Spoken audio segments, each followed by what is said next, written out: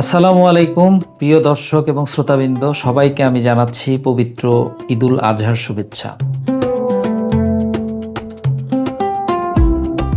এই পবিত্র ঈদুল আজহা প্রতি বছর আমাদের মাঝে আসে ত্যাগ, সহমর্মিতা এবং একে অপরের প্রতি ভালোবাসা এবং একে অপরের প্রতি সহযোগিতার মনোভাবকে জাগ্রত করার জন্য। তো এই পবিত্র ঈদুল আজহাতে আমরা আমাদের পরিবার পরিজন, আমাদের বাবা মা, সন্তান সন্ততি সবাই মিলে আমরা এটিকে উপভোগ করব। কিন্তু এই উপভোগের মধ্যে আমরা যেন ভুলে না যাই আমাদের আশেপাশের সমাজের নিপীড়িত বঞ্চিত মানুষদেরকে। আমরা যেন সবসময় তাদের পাশে থাকতে পারি।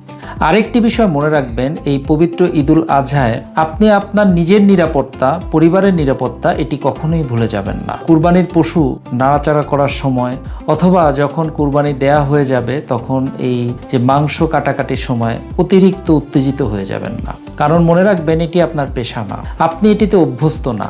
একটি পশু হ্যান্ডেলিং আপনি বছরে একবার করেন। তো অতিরিক্ত উৎসাহের কারণে অনেক সময় দেখা যায় যে পশু কাটাকাটি করতে যেয়ে অথবা দেখা যায় এই পশু হ্যান্ডেলিং করতে যেয়ে আমাদের কোমর, মাজা, পা, হাঁটু বিভিন্ন জায়গায় আঘাত লাগতে পারে। এরকম আঘাত যদি কখনো লাগে, কখনোই এটিকে ইগনোর করবেন না, সাথে সাথে এটি চিকিৎসা নিশ্চিত করবেন। আরেকটি বিষয়, বাচ্চাদেরকে যে পশুর প্রসেসিং, এই প্রসেস থেকে খুব সাবধানে রাখবেন, কারণ বাচ্চারা কিন্তু বোঝে না, তারা কিন্তু অবুঝ।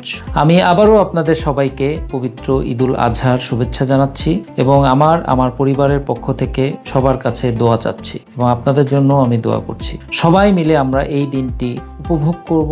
আসসালামু আলাইকুম, ঈদ মোবারক।